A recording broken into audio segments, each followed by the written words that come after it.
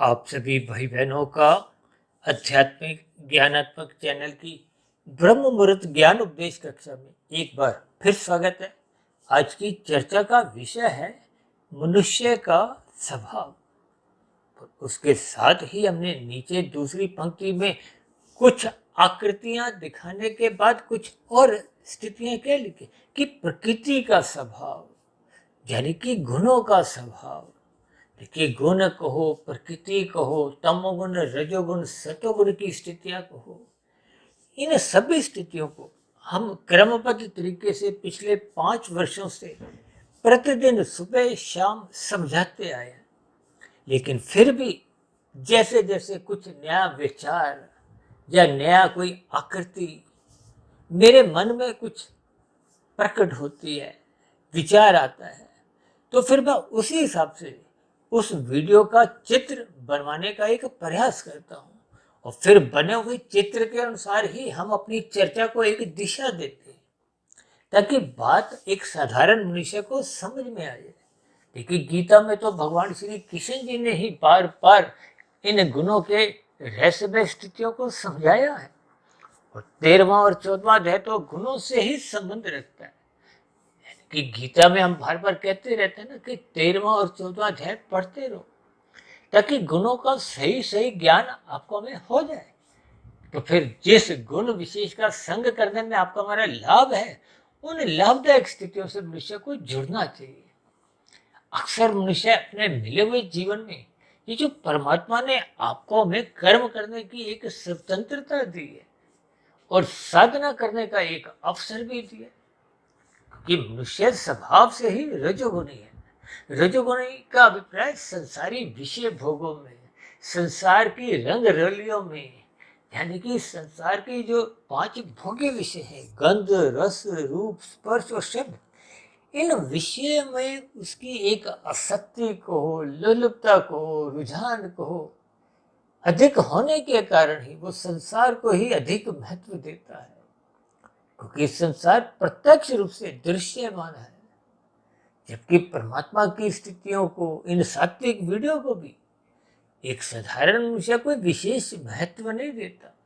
भले ही चर्चाओं में हम बहुत कुछ बोलते हैं, लेकिन एक व्यवहारिक स्तर पर एक साधारण मनुष्य अधिक से अधिक धन कमाना चाहते हैं। अब अधिक से अधिक धन कमाना तो देखिए कोई खाने का विषय तो है नहीं कि अधिक धन कमा के हम नोटों को तो खाते नहीं। उन अधिक कमाए गए धन से हम माया के सुखों को भोगना चाहते हैं, अधिक से अधिक सुख सुविधा के साधन जुटाना चाहते हैं, यानी कि संसार को 7 दिन 24 घंटे भोगना चाहते हैं। अक्सर आपने मेरी चर्चाओं में जी 24/7 की स्थितियां विशेष स्तर पर सुनी होंगी। यानी मनुष्य संसारी 5 भोग्य विषयों का गंध, रस, रूप, स्पर्श और शब्द, इनको अधिक से अधिक भोगना चाहता है और उसी भोगने के कारण ही वो अधिक से अधिक धन कमाना चाहता है। और धन जब वो धर्मानुसार नहीं कमाता, अनीतिगत कार्यों से कमाता है, तो फिर उसका पाप कर्मों का कर्माशय बनता है, क्योंकि 84 लाख प्रकार की जोनियों में ये सभी स्थितियां केवल और केवल मनुष्य जोनि से ही संबंध रखती है। ये जो हम प्रतिदिन जो वीडियो बनाते हैं, ये आपके हमारे सुनने के लिए है। शास्त्रों का जितना भी स्वाध्याय शास्त्र समझाते हैं कि इनको एक स्वाध्याय करो, इनको पढ़ो, गुरु के प्रवचनों को सुनो, ये सभी स्थितियां हम सभी मनुष्यों के लिए, क्योंकि मनुष्य जोनि कर्म जोनि के साथ साथ एक साधना जोनि का अवसर है। और यदि मनुष्य अपने कर्मों में ही सर्वप्रथम सुधार नहीं लाता, तो फिर ऐसे मनुष्यों की तो देखिए साधना दूर दूर तक कोई आरंभ ही नहीं होती।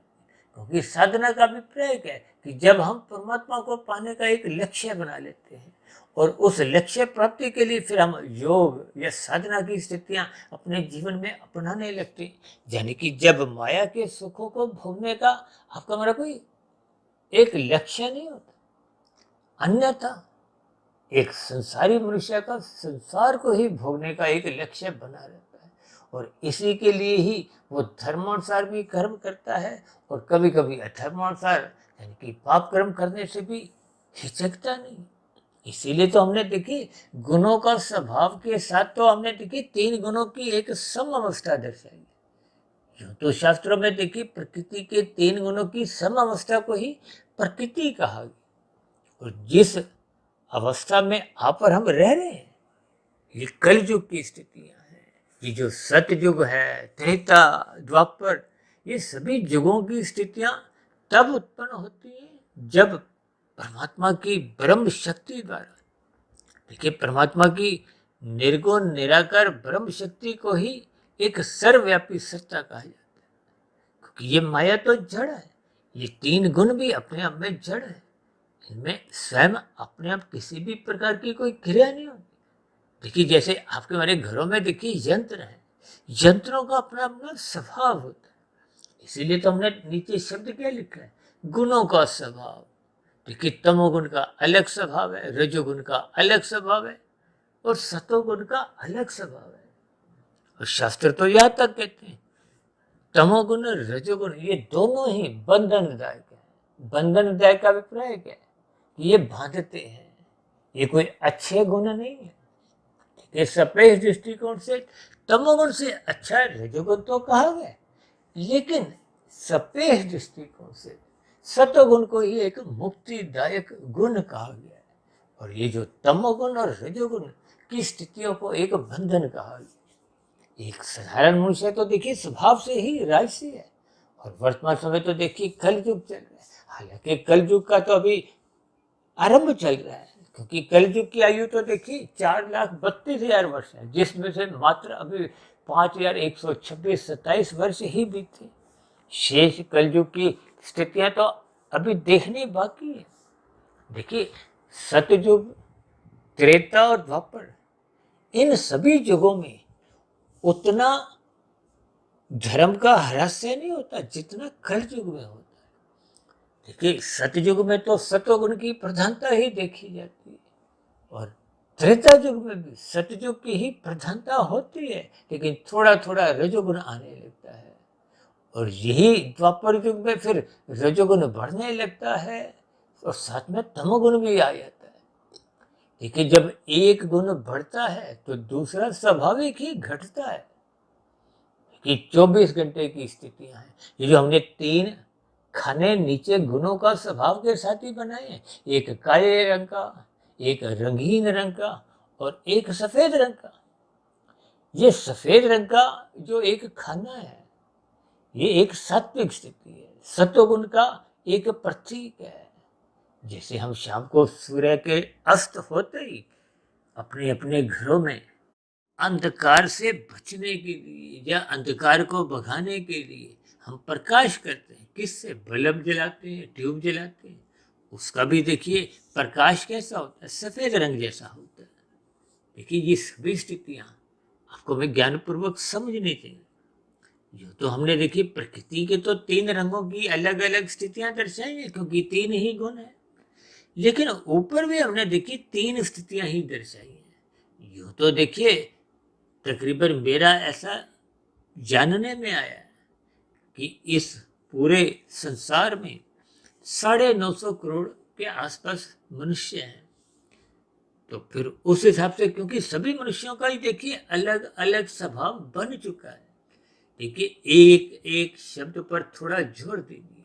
मैंने अभी क्या कहा है कि बन चुका है, यानी कि ये हम स्वभाव स्वयं अपना बनाते हैं। देखिए आत्मा एक अलग चेतन तत्व है। आत्मा सबकी ही समान गुण वाली है। 950 करोड़ के 950 करोड़ मनुष्यों की आत्मा समान गुण वाली है। और जितने भी जो पशु हैं, देखिए 84 लाख प्रकार के अलग अलग स्थूल शरीर हैं। इन अलग अलग शरीरों का अभिप्राय एक योनियों से है। यूं तो वनस्पति योनियां 20 लाख तरह की बताई गई, 9 लाख तरह के समुद्र में रहने वाली योनियां हैं, 11 लाख तरह के कीड़े मकोड़े कीट पतंगे, 10 लाख तरह के पक्षी और 30 लाख तरह के पशु। ये कुल मिला के नीचे की तामसी योनियां, दंडमय योनियां, ये 80 लाख की है। और मनुष्य योनि को एक विशेष एक योनि, कर्म योनि के नाम से, साधना योनि के एक अवसर के नाम से जाना जाता है। इसलिए तो कहते हैं मनुष्य योनि के अवसर का लाभ उठाओ, इस योनि का सदुपयोग करते हुए अधिक से अधिक आध्यात्मिक उन्नति करो। यानी कि ये जो बंधन की स्थिति है, क्योंकि संसार में जितने भी मनुष्य हैं, चाहे कोई प्रधानमंत्री हो, चाहे कोई राष्ट्रपति हो, चाहे देखिए बड़े से बड़ा उद्योगपति हो, जितना हम पूरे जीवन में भी नहीं कमाते, उससे हजारों गुना अधिक मनुष्य एक दिन में कमाते हैं। चाहे देखिए कोई फिल्मी जगत का सुपरस्टार हो, जिनके साथ हम देखिए फोटो खिंचवाने में भी बड़ा प्रसन्न होते हैं, चाहे कोई बड़े से बड़ा कोई खिलाड़ी हो, जिनके साथ हम सेल्फी लेने में गौरवान्वित होते हैं। देखिए ये सभी स्थितियां कहीं ना कहीं रोगग्रस्त है, कहीं ना कहीं मन से पीड़ित है, क्योंकि काम, क्रोध, लोभ, मोह, अहंकार, देखिए कोई स्थूल शरीर के स्तर पर रोगग्रस्त है, कोई मानसिक स्तर पर रोगग्रस्त है, यानी कि मन के जो विकार है, या कोई अन्य परिस्थितियों में देखिए कोई कम दुखी है, कोई अधिक दुखी है। भले ही ये कर्मों की स्थितियां हैं, देखिए किए गए कर्मों के आधार पर ही आपको अनुकूल प्रतिकूल परिस्थितियां मिलती हैं, लेकिन फिर भी इस जगत को भगवान श्री कृष्ण जी ने गीता में एक दुखालय नाम से संबोधित किया। और दूसरी विशेष बात, ये जो हमने ऊपर लिखा है ना मनुष्य का स्वभाव, ये हमने 3 स्थितियां वैसे ही एक साधारण स्तर पर बात को आगे बढ़ाने के लिए रखी है। देखिए किसी का सत्वगुण अधिक प्रधान होता है, किसी का रजोगुण अधिक प्रधान होता है, और वर्तमान समय में कुछ ऐसे मनुष्य हैं जिनका रजोगुण भी है, तमोगुण भी है, तीनों गुण मतलब लगभग एक संतुलन में लेके चलते। यानी कि इन प्रकृति के 3 गुणों का हम जैसा जैसा संग करते, यानी कि मनुष्य अपना स्वभाव स्वयं बनाता है। ये स्वभाव का अभिप्राय कारण शरीर की स्थिति से है, ये स्वभाव का अभिप्राय आपके मेरे संस्कारों से है। देखिए आपके मेरे सबके ही 3 शरीर है। माता के गर्भ में तो स्थूल शरीर का निर्माण होता है। ये जो निर्माण प्रक्रिया से पहले की जो एक स्थिति है, देखिए आत्मा का प्रवेश होने से और आत्मा के साथ परमात्मा की स्थिति नित्य निरंतर हर क्षण बनी रहती है। ये दोनों सत्ताएं देखिए चेतन है। कहीं कहीं परमात्मा का आत्मा को अंश भी कहा गया, वो इसलिए क्योंकि आत्मा ज्ञान स्वरूप है और परमात्मा आनंद स्वरूप है, और आनंद में ज्ञान नित्य बना रहता है। जैसे ज्ञान नित्य रहता है, तो ये जो 3 गुण हैं ये नित्य तो हैं लेकिन जड़ है। देखिए तीनों स्थितियों को कर्मबद्ध तरीके से आप समझिए। देखिए जड़ है, इसीलिए तो इनमें अपने आप कोई क्रिया नहीं होती, इनमें क्रिया लाई जाती है। तो साधारण शब्दों में हम कहते हैं कि प्रकृति बड़ी परिवर्तनशील है, हर क्षण इसमें परिवर्तन होते हैं। जड़ में अपने आप कभी कोई परिवर्तन नहीं होता। ये परमात्मा की निर्गुण निराकार सर्वव्यापी सत्ता इसमें मौजूद रहती है, इसलिए ये प्रकृति एक गतिशील होती है। जैसे आपके मेरे घरों में देखिए फ्रिज, गीजर और भी कितने ही यंत्र हैं। ये यंत्रों में जब एक शक्ति का प्रवाह होता है, देखिए आत्मा को आप शक्ति को हो, परमात्मा को, एक परम शक्ति को, किन्हीं भी शब्दों से देखिए इस स्थिति विशेष में आपने मुख्य रूप से स्वभाव को समझना है, क्योंकि हम स्वभाव अपना बनाते हैं। ये स्वभाव कारण शरीर में रहता है। जैसे स्थूल शरीर तो माता के गर्भ में इसका निर्माण होता है, इसलिए तो ये 84 लाख प्रकार की जोनियां शास्त्रों में समझाई गई, जिसमें 80 लाख प्रकार की अभी जो हमने नीचे की जोनियां बताई, और ऊपर की जोनियां 3,99,999। केवल महत्व मनुष्य जोनि का इसलिए है क्योंकि मनुष्य जोनि में ही हम स्थूल शरीर के रहते रहते यदि अपना कारण शरीर समाप्त कर लेते हैं, या समाप्त करने का अभिप्राय शुभ संस्कारों से है, जब अज्ञानता की स्थितियां समाप्त हो जाती, क्योंकि कारण शरीर का ही परछाई आत्मा पे पड़ती है। देखिए स्थूल शरीर अलग स्थिति है, सूक्ष्म शरीर अलग स्थिति है। और ये जो स्थूल शरीर का निर्माण माता के एक गर्भ में आपका मरा जब होता है, तो ये सूक्ष्म शरीर, कारण शरीर, आत्मा और परमात्मा का प्रवेश होने के बाद ही वो स्थितियां बनती हैं।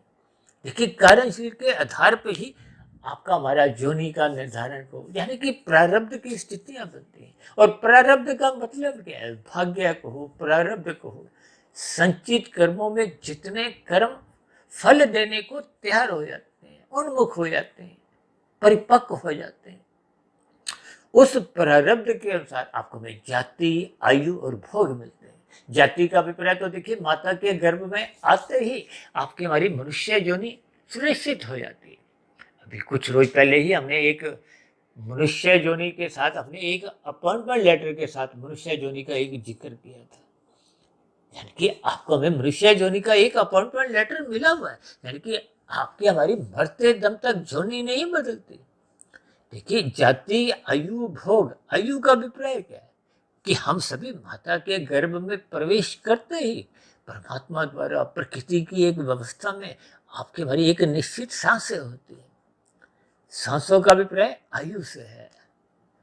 सांसों का अभिप्राय देखिए, जब हम सात्विक जीवन जीते हैं तो आपकी हमारी सांसें एक सामान्य गति से चलती है। यदि हम राजसी जीवन बिताते हैं, भूखों में असक्त रहते हैं, ये जो राशि गरिष्ठ भोजन है, ब्रेड पकौड़ा है, छोले भटूरे हैं, और भी देखिए, जैसे हम परोठे खाते हैं, जैसे जैसे हम गरिष्ठ भोजन खाते हैं तो आपका स्थूल शरीर कुछ कुछ अंश में रोगग्रस्त होने लगता है। ये जो उच्च रक्तचाप की बीमारी है, हृदय गति की, यानी कि आपकी हमारी सांसें थोड़ी तेज चलती हैं। तेज गति से चलने से वो जो निश्चित सांसें हैं वो जल्दी समाप्त हो जाती हैं, तो जल्दी मृत्यु को प्राप्त हो आपकी हमारी जीवन लीला समाप्त हो जाती है। और जो मनुष्य तामसिक जीवन व्यतीत करते हैं, मादक पदार्थों का सेवन करते हैं, भयभीत रहते हैं, छल कपट, ठगी, अनीतिगत कार्य जो भी मनुष्य करता है वो जीवन में सदा ही भयभीत रहता है। और भयभीत मनुष्य अशांत होता है। अशांत, भयभीत, इनकी सांसें और अधिक तेज चलती है, जी अपनी आयु और जल्दी समाप्त कर लेते हैं। और जो मनुष्य योग की स्थिति में रहता है, परमात्मा की सुमुखता बना लेता है, परमात्मा को पाने का लक्ष्य बना लेता है, तो फिर वो कर्म योग, ज्ञान योग, भक्ति योग की अलग अलग ये स्थितियों में वो अपने आप को सिद्ध करने लगता है। तो योग में आपके हमारी जो एक सांसें हैं वो नियमित से भी कम हो जाती है। यानी कि योगी मनुष्य अपनी मिली हुई आयु से और अधिक जीता है, क्योंकि उसकी सांसें कम खर्च होती है, धीरे धीरे खर्च होती है। देखिए, ये बीच में बात आई तो इस पर थोड़ा हमने प्रकाश डाला, क्योंकि आज हमारा विषय क्या चल रहा है। देखिए, प्रकृति के जो 3 गुण हैं ये तो 8-8 घंटे के ही रहते हैं। देखिए, ये ब्रह्मांड 24 तत्वों का है। इस ब्रह्मांड का ही आपका, मेरा, सबका शरीर एक पिंड के समान है, बहुत छोटा सा अंश है। जैसे इस पूरे ब्रह्मांडों को देखिए एक समष्टि कहा जाता है, और इसमें आपका हमारा जो एक अस्तित्व है ये एक व्यष्टि है। व्यष्टि से ही एक व्यक्ति शब्द भी आप समझ सकते हो। यानी कि आपके हमारे 3 शरीर, स्थूल शरीर, सूक्ष्म शरीर, कारण शरीर। स्थूल शरीर तो सबको ही मालूम है, लगभग पृथ्वी, जल, अग्नि, वायु, आकाश का बना है। अक्सर शमशान घाट में 2 मनुष्य बातें करते हैं, क्योंकि मरने वाले की जब चिता को आग लगाई जाती है तो फिर ये 5 तत्वों में ही ये सभी स्थितियां लीन हो जाती हैं, विलीन हो जाती हैं। अक्सर ऐसी बातें हम कभी कभी ऐसी सुनते हैं या कह भी देते हैं। लेकिन आपका हमारा सूक्ष्म शरीर, देखिए, जैसे ही आत्मा उस स्थूल शरीर को छोड़ती है तो वो मृत्यु कहलाती है। यानी कि स्थूल शरीर से आत्मा, परमात्मा, ये चेतन सत्ताएं सूक्ष्म शरीर और कारण शरीर के साथ नहीं करती है। देखिए, कारण शरीर में कर्माशय रहता है, संस्कार रहते हैं।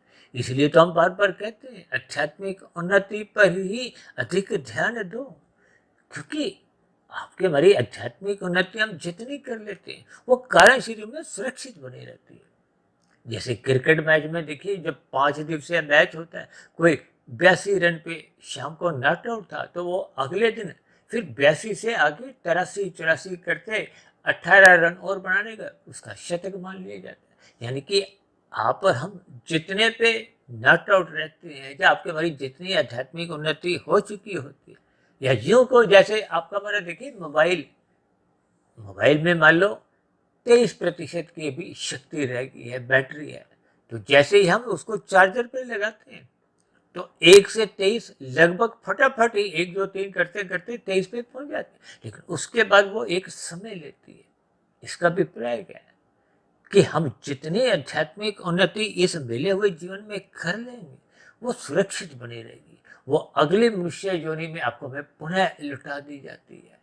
वैसे ही परिस्थितियों में संस्कारी माता पिता मिलते हैं, गुरुजनों का संग मिलता है, ताकि हम बची हुई आध्यात्मिक यात्रा पर पुनः लगते हुए आगे बढ़े। ताकि कारणशील जब पूर्ण रूप से देखिए, जब कारणशील में पूर्ण रूप से अज्ञानता की स्थितियां समाप्त हो जाती है, बुरे संस्कार दग्ध बीज हो जाते हैं। यही तो देखिए संस्कार को हो, स्वभाव को, शास्त्रों में तो ऐसा भी कहा गया कि ये आपका हमारा स्वभाव जैसा हम बनाते हैं, ये रहता तो कारण शरीर में, लेकिन ये प्रकट कहाँ होता है? आपके हमारे स्थूल शरीर के स्तर पर, आपके हमारे सूक्ष्म शरीर के स्तर पर विचार वैसे आते हैं। देखिए, कर्म होने से पहले मन बुद्धि के स्तर पर विचार दरवाजा खटकाते हैं, और वो विचार कहाँ से आते हैं? पहले के बने हुए संस्कारों से। इसलिए तो बार बार कहा जाता है कि सत्संग करो, कुसंग से बचो। देखिए, स्थूल शरीर के स्तर पर हम जैसे जैसे कर्म करते हैं उनका तो कर्माशय बनता है, और कर्माशय के साथ साथ संस्कार बनते हैं।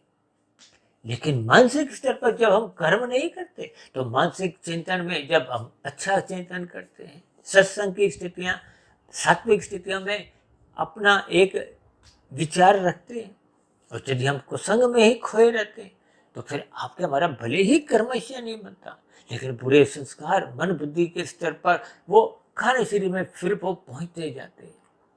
तो फिर जैसा जैसा संस्कार बनता है, और जब संस्कार बहुत शक्तिशाली बन जाते हैं, तो फिर वैसे ही मन बुद्धि के स्तर पर विचार आते हैं, फुरने आते हैं।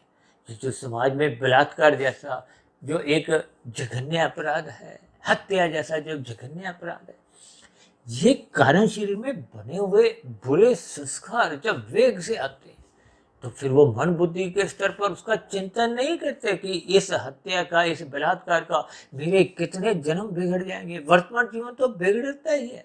देखिए, यहाँ का तो ज्यादा से ज्यादा क्या है कि मनुष्य को फांसी मिलती है, इससे अधिक तो कोई संभव ही नहीं। देखिए, कोई 8 हत्याएं करता है, कोई 10 हत्याएं भी करता है, तब भी उसको एक ही बार फांसी मिल सकती है। उसके बाद तो उस पर कुछ भी एक प्रतिक्रिया संभव ही नहीं। लेकिन परमात्मा के यहाँ प्रकृति की व्यवस्था में देखिए, प्रकृति न्याय करती है, क्योंकि परमात्मा को न्यायकारी कहा गया। परमात्मा किसी का भी पक्षपात नहीं लेते, लेकिन परमात्मा परम दयालु भी है। देखिए, ये जो नीचे की जोनियां हैं, ये दंडमय जोनियां हैं, तामसी जोनियां हैं। ये मनुष्य जोनि में किए गए पाप कर्मों का एक दुख रूपी परिणाम ही भुगत रहे। इनको ऋण कहो, किसी भी तरह आप समझ सकते हो। इसलिए तो बार बार कहा जाता है सत्संग करो, सत्वगुण का संग करो, कम से कम आपके हमारे जो पाप कर्म है वो होने बंद हो जाए। देखिए, सर्वप्रथम आपके हमारे कर्मों में सुधार आना चाहिए, आपका हमारा जीवन व्यवस्थित होना चाहिए, संतुलित होना चाहिए। और ये व्यवस्थित संतुलित तो तभी हो पाता है जब मनुष्य ब्रह्म मुहूर्त में उठने लगता है, शास्त्रों का स्वाध्याय करने लगता है, परमात्मा को पाने का लक्ष्य बना लेता है। देखिए, जब हम परमात्मा को पाने का लक्ष्य बना लेते हैं, तो आपकी हमारी दिनचर्या बहुत ही व्यवस्थित रहती है, स्थूल शरीर के स्तर पर अनुशासित रहती है। तो फिर मनुष्य पाप कर्मों से तो 100% बचा ही रहता है। वो तो परोपकार के कार्य भी सकाम भाव से नहीं करता, उनको निष्काम भाव से करता है, तभी तो वो योग की स्थितियां बनती है। देखिए, ये जो हमने ऊपर 3 खाने लगाए हैं, पहले खाने में हमने देखिए सत्वगुण की प्रधानता दिखाई है, यानी कि साधना करते करते आपका हमारा जो एक सात्विक स्थिति मजबूत होने लगी है। जबकि दूसरे खाने में तो हमने देखिए रजोगुण का जब हम अधिक संग करते हैं, देखिए राशि स्थितियां का अभिप्राय संसारी स्थितियों से है। और ये जो सात्विक स्थिति का हमने जो तीसरा खाना नीचे बनाया है, देखिए नीचे के 3 खाने, काले रंग का खाना तो मतलब तमोगुण की स्थिति है। शाम को जैसे ही सूर्य अस्त होता है, तो उसके साथ ही 8 घंटे की तामसी स्थितियां आरंभ हो जाती हैं। आरंभिक तमोगुण तो देखिए गुजरे हुए रजोगुण से प्रभावित होता है, उसके बाद घोर तमोगुण आ जाता है, और उसके बाद आने वाले सत्वगुण से तमोगुण कमजोर होने लगता है। लेकिन फिर भी 8 घंटे की तामसिक स्थितियां प्रधान बनी ही रहती, और उसके बाद की ये एक राजसी स्थितियां हैं, यानी कि रजोगुण भी 8 घंटे का रहता है। ये 8 घंटे का रजोगुण कब आता है? जब सतोगुण समाप्त हो जाता है। देखिए, तमोगुण के बाद रजोगुण आता है। ये तो हमने चित्रों की स्थिति दर्शाई, ये तो वैसे ही 3 गुणों का एक स्वभाव दर्शाने के लिए, ताकि इन गुणों की स्थितियों का आपको रंगों से थोड़ा ज्ञान हो जाए। और तीनों गुण देखिए प्रकृति में 8-8 घंटे के बने रहते हैं। यूं तो देखिए सूर्य निकलने का, अस्त होने का समय कुछ बदलता रहता है, तो कभी कभी कुछ स्थितियों में लगभग कुछ कम अधिक हो जाता है। लेकिन उन स्थितियों में आज हम नहीं जा रहे। एक साधारण स्तर पर हमने 3 खाने समान रूप से दर्शाए, इसीलिए कि सफेद खाना सत्वगुण का प्रतीक है, जिसमें हम विशेष रूप से कहते हैं कि सत्वगुण का संग करो। देखिए, मनुष्य सत्वगुण का जब संग नहीं करता, एक संसारी मनुष्य सत्वगुण का संग लगभग नहीं के बराबर ही करता, क्योंकि वो ब्रह्म मुहूर्त में सोया रहता है। देखिए, सत्वगुण की भी 3 अवस्था है, रजोगुण की भी 3 अवस्था है, और तमोगुण की भी 3 अवस्था है।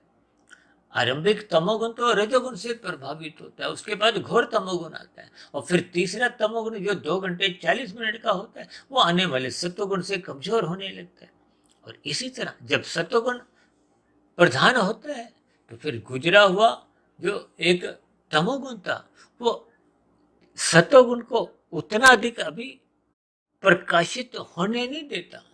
और उसके बाद का जो सत्वगुण है, यानी सूर्य निकलने से पूर्व के जो 2 घंटे 40 मिनट की स्थिति है, जिस पर हम बार बार जोर देकर कहते हैं, वो एक ब्रह्म मुहूर्त का समय है। वो सत्वगुण की एक शुद्धतम स्थिति है। उस स्थिति विशेष का ही हम बार बार कहते हैं संग करो, ताकि आपका हमारा कार्यशील में शुभ संस्कार बने। देखिए, जब हम ब्रह्म मुहूर्त में उठने लगते हैं, तो आपकी हमारी सात्विक स्थिति बहुत तेजी से अनुकूल बनने लगती है, क्योंकि वो ब्रह्म मुहूर्त का एक प्रभाव है। देखिए, जिस गुण का हम जैसा संग करते हैं, फिर वैसी वैसी स्थितियां आपके हमारे स्वभाव रूप में कार्यशील में वो गुणों का एक प्रभाव को हो, परिणाम को हो, स्वभाव को हो, संस्कार को, सब एक ही बातें वो बनने लगती है। और जैसी जैसी स्थितियां अंदर बन जाती हैं, देखिए हमने पहली स्थिति में सत्वगुण की प्रधानता दिखाई है, और दूसरी स्थिति में हमने एक रजोगुण की प्रधानता दिखाई है। जो मनुष्य देखिए रजोगुण का अधिक संग करते हैं, ये दिन में जब रजोगुण की स्थितियां होती हैं, देखिए सूर्य निकलने के बाद के जो 2 घंटे 40 मिनट की स्थिति है, उसमें तो अभी सत्वगुण रहता है, लेकिन वो आने वाले रजोगुण से कमजोर होने लगता है। और उसके बाद का देखिए रजोगुण, जब आप संसार में देखते हो ना, भाग दौड़ बनी रहती है, सभी मनुष्यों में भागम भाग बनी रहती है। किस लिए? अधिक से अधिक धन कमाने के लिए, अपने अपने जो पुरुषार्थ हम करते हैं, इसमें ये रजोगुण की एक विशेष तेजी आप देख ही सकते हो। क्योंकि जब मनुष्य का देखिए धन कमाने का ही लक्ष्य बढ़ जाता है, देखिए साधारण स्तर पर तो देखिए लाभ के लिए पुरुषार्थ करना, तो शास्त्र भी बार बार कहते हैं पुरुषार्थ करो, यानी कि दूसरों पर निर्भर मत रहो, आप कृत करो, कर्म करो, स्वयं के लिए, अपने परिवार के लिए। लेकिन कुछ मनुष्य जब अधिक से अधिक धन कमाने के लिए ही भागदौड़ करते हैं, हाय तौबा मचा देते हैं। देखिए, अक्सर दुकानदार भाई बहन तो देखिए 12-12 घंटे 14-14 घंटे दुकान पे बैठे रहते हैं। किस लिए? क्योंकि अधिक से अधिक धन कमाना है। धन किस लिए कमाना है? ये संसारी भोग इच्छाओं की पूर्ति के लिए। देखिए, ये विभिन्न प्रकार की अलग अलग स्थितियां, जिसको हम कहते हैं ना, सुख सुविधा स्वाद सम्मान सत्ता, यानी कि इन सभी स्थितियों का जब मनुष्य के मन के अंदर एक विचार रहते हैं कि अधिक से अधिक संसार को भोगो, इकट्ठा करो, तो फिर मनुष्य अधिक से अधिक धन कमाने के लिए फिर वो लोभ संग्रह वृत्ति जगने लगती है। और यही संग्रह वृत्ति में कभी कभी मनुष्य फिर अनीतिगत कार्य भी करता हुआ हिचकता नहीं। देखिए, जब हम अनीतिगत कार्य करते हैं, अनीतिगत कार्य का अभिप्राय क्या है? ये हेरा फेरी, छल कपट, ठगी। देखिए, भागवत पुराण में तो 5 तामसिक स्थितियों का एक घोर निंदा की गई है। धूत कीड़ा, मद्यपान, स्त्री संग, हिंसा और अनीतिगत कार्यों से कमाया गया धन, यानी कि ये तामसिक स्थितियों से बचने के लिए एक निर्देश दिए गए।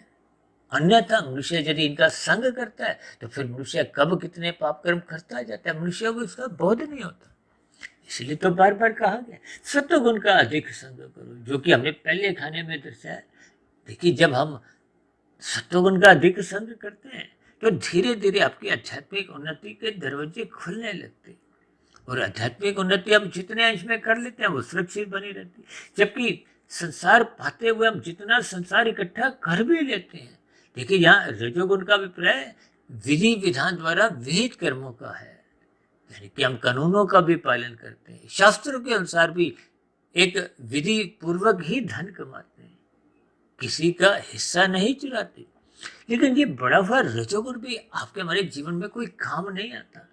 देखिए, रजोगुण की कहीं भी कोई निंदा नहीं है, लेकिन ये रजोगुण देर सवेर मनुष्य को तमोगुण में गिराने की एक संभावना जागृत करता है, क्योंकि रजोगुण मनुष्य अधिक से अधिक भोग भी नहीं सकता, क्योंकि स्थूल शरीर के स्तर पर आपकी हमारी युवा अवस्था के बाद प्रौढ़ अवस्था आ जाती है, प्रौढ़ अवस्था के बाद वृद्धावस्था का आना तो निश्चित माना जाता है।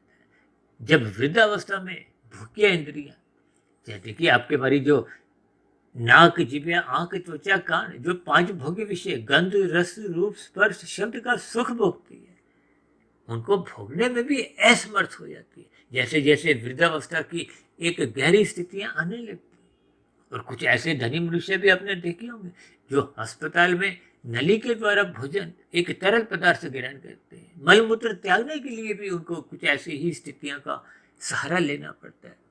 यानी कि भौतिक स्तर पर हम जितनी भी उन्नति चाहे धर्मानुसार भी कर लेते हैं, वो कभी कभी आपके हमारे काम नहीं आती और मरने के साथ तो बेकार चली जाती। इसलिए हम सभी भाई बहनों को अपना सत्वगुण बढ़ाना चाहिए, यानी कि प्रथम खाना जो हमने दिखाया है उसके अनुसार अपना जितना अधिक हम सत्वगुण बढ़ा सकते हैं। और यदि हम स्थूल शरीर के रहते रहते कारण शरीर पूर्ण रूप से शुद्ध कर लेते तो फिर अज्ञानता की स्थितियां समाप्त हो जाती हैं, तो फिर तो वो मायातीत की स्थिति। हालांकि आज हमने किसी भी खाने में कोई मायातीत की स्थिति नहीं दर्शाई।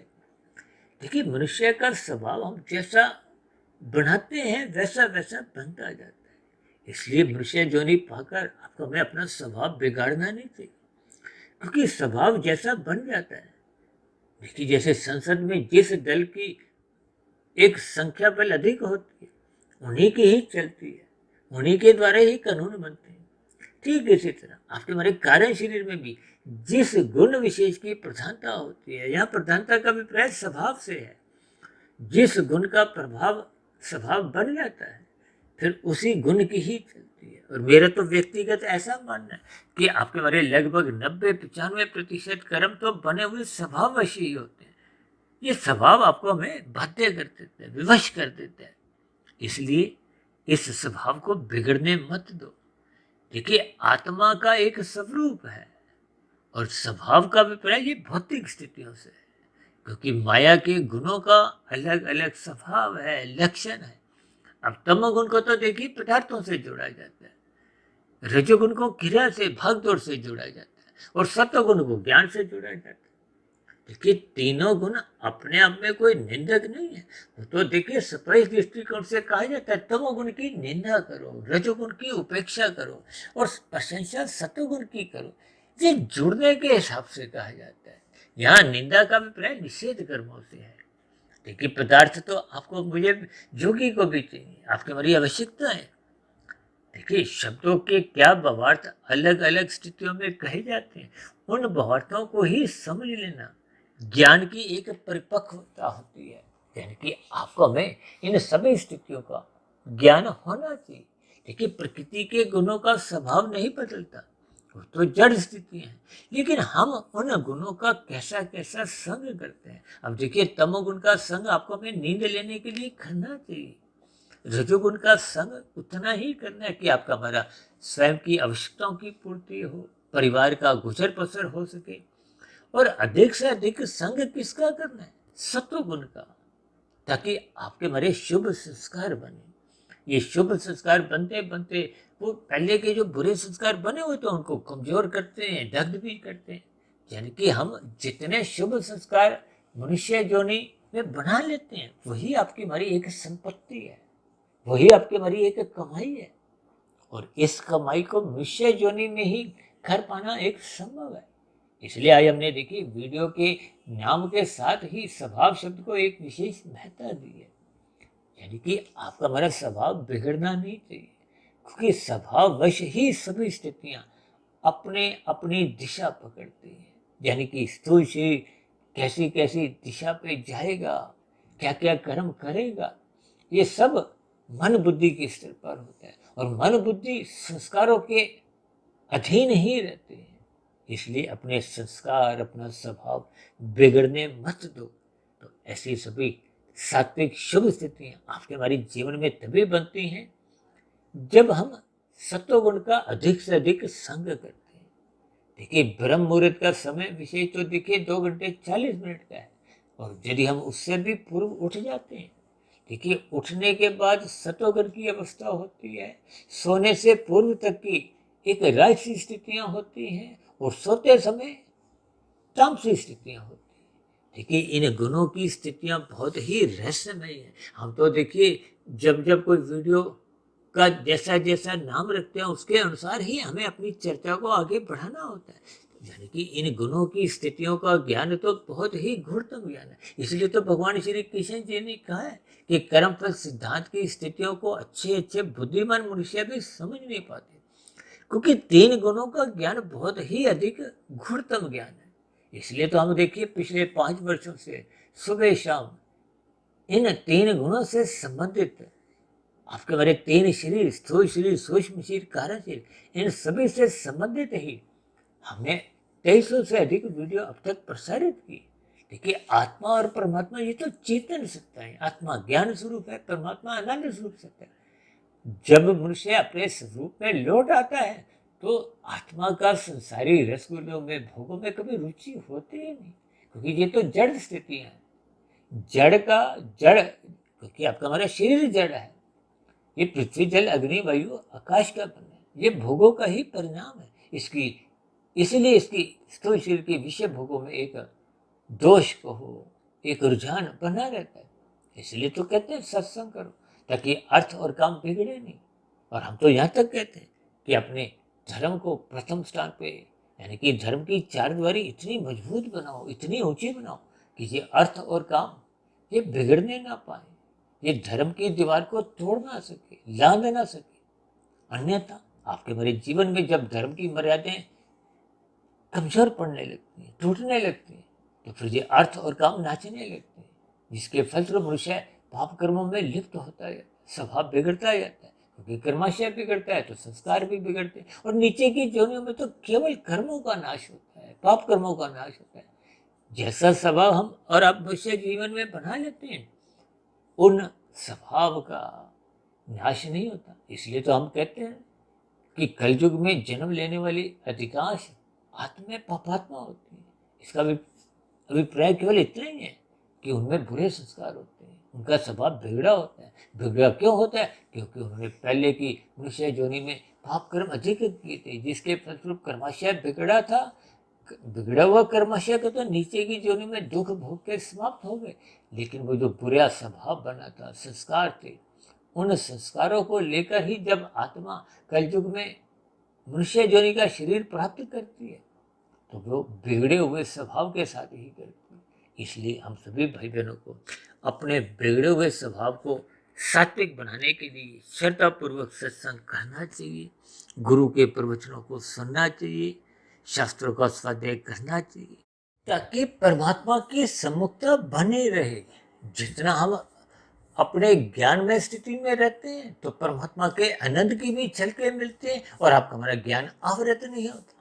यही ज्ञान उपदेश तो भगवान श्री कृष्ण जी ने अर्जुन के रथ के घोड़ों की जो लगाम अपने हाथ में रखते हुए यही एक ज्ञान उपदेश दिया है। यानी कि कुल मिलाकर आपको हमें अपना स्वभाव बिगड़े नहीं देना, और बिगड़े नहीं इसके लिए आपको हमें सत्संग करना है, और सत्संग श्रद्धापूर्वक करना है, ताकि किए गए श्रद्धापूर्वक सत्संग का फिर हम चिंतन मनन करें ब्रह्म मुहूर्त में उठ के।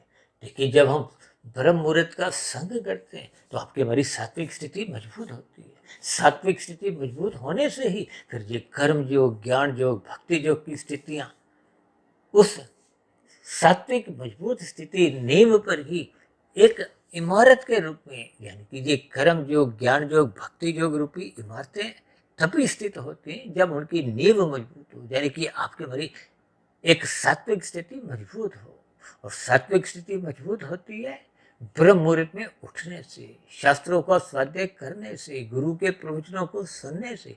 ये सभी स्थितियां आपको हमें परमात्मा के सम्मुख ले जाती हैं, और परमात्मा के सम्मुख होने से क्रमशः आपको हमें आनंद की झलकें भी मिलती हैं। आप और हम मायातीत की स्थिति, मोक्ष की स्थिति की ओर अग्रसर होते जाते हैं। यानी कि कुल मिलाकर आपके हमारे जीवन में आध्यात्मिक उन्नति के दरवाजे क्रमशः खुलते जाते हैं। तो ऐसी सभी सात्विक शुभ स्थितियां आपके हमारे जीवन में भी बने, ताकि आपका हमारा स्वभाव सुधरता जाए, और ये सुधरा हुआ स्वभाव ही एक दिन आपको हमें परमात्मा की नजदीकियां दिलवाते दिलवाते पूर्ण स्थिति में, यानी कि मायातीत की स्थिति पर स्थित कर देता है, पहुंचा देता है। तो ऐसी सभी शुभ स्थितियां हम सभी भाई बहनों के जीवन में भी बनना आरंभ हो। इन्हीं शुभकामनाओं के साथ चर्चा विषय का यही विश्राम देते हैं। शाम को फिर मिलते हैं संध्या बेला ज्ञान कक्षा में। तब तक आप अपने आध्यात्मिक मित्र सुधीर भाटिया फकीर को इजाजत दें। फिर भी वीडियो संबंधित आपके मन में कोई प्रश्न उठ रहा हो, क्योंकि गुणों की स्थितियां बहुत ही सूक्ष्म स्तर पर जितना भी समझते जाओ, फिर भी कहीं ना कहीं समझाने में, देखिए समझना और बात है, समझाने में परमात्मा की बिना कृपाओं के संभव ही नहीं होता। इसलिए मेरी आप सभी भाई बहनों से विनती है, इन सभी स्थितियों पर आप एकाग्रचित्त होकर स्वयं भी चिंतन करें, और इन गुणों की स्थितियों को गहरे तल पर समझते हुए सत्वगुण का ही अधिक से अधिक संग करते हुए अपने मिले हुए जीवन को सार्थक करें। इन्हीं शुभकामनाओं के साथ चर्चा विशेष का यही विश्राम देते हैं। आप सभी भाई बहनों का इस चर्चा विशेष को ध्यानपूर्वक, धैर्यपूर्वक सुनने के लिए बहुत बहुत धन्यवाद।